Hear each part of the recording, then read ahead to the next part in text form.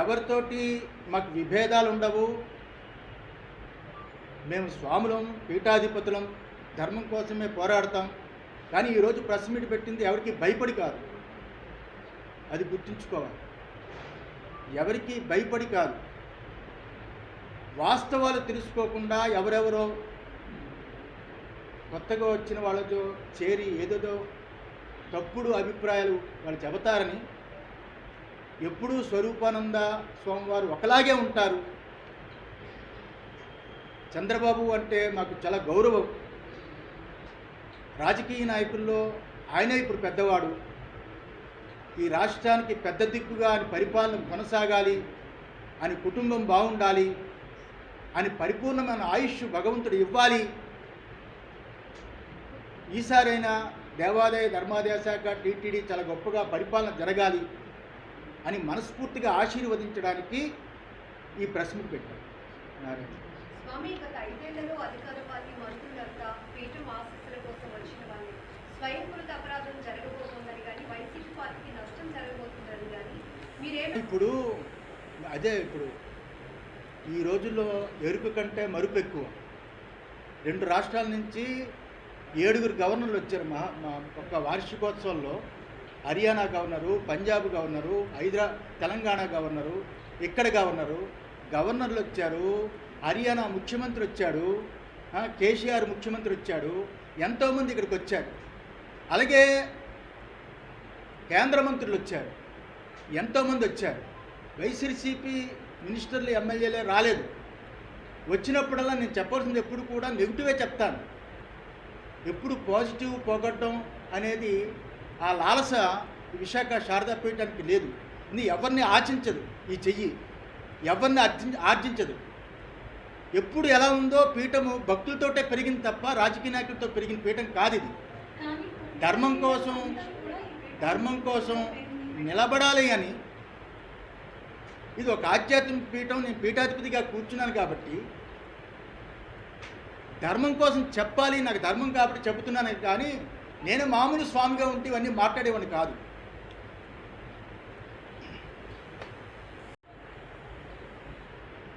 అమ్మవారి యొక్క కృపచేత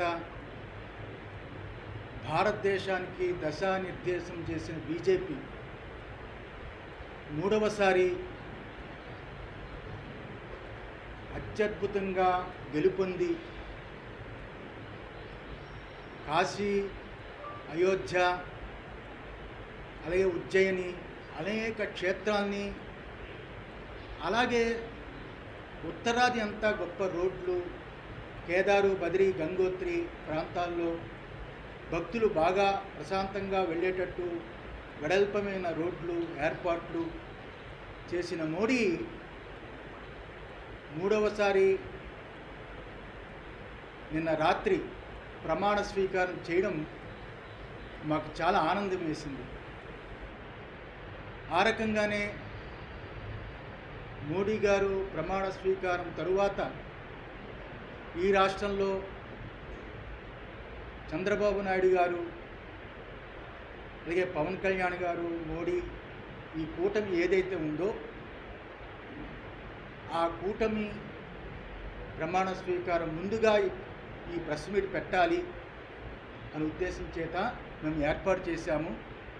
మాకు ఆనందకర విషయం ఏమిటంటే నిన్న క్యాబినెట్లో నేను పుట్టేది శ్రీకాకుళం జిల్లా, శ్రీకాకుళం ప్రాంతం. మాకు ఎర్రన్నాయుడికి చాలా సంబంధాలు ఉండేవి. ఆయన ఇంటికి చాలాసార్లు వెళ్ళాము. ఆయన కూతురు పెళ్ళికి కూడా రాజమండ్రిలో జరిగితే మేము వెళ్ళాము. వారికి మేమంటే అపారమైన ప్రాణం. మొదటిసారి ఎంపీగా అబ్బాయి గెలిచిన తర్వాత, గెలవక ముందు అరసవెల్లిలో ఆయన ఆశీర్వదించడం కూడా జరిగింది రామ్మోహన్ నాయుడిని.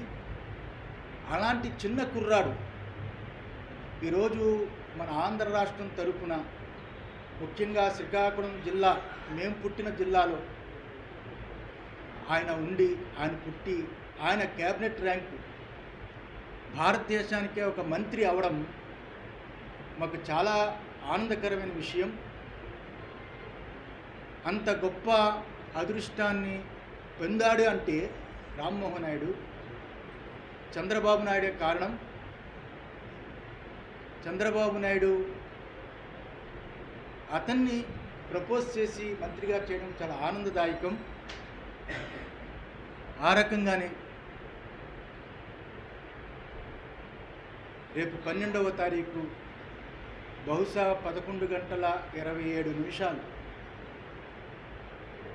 చంద్రబాబు నాయుడు ముఖ్యమంత్రిగా ప్రమాణ స్వీకారం.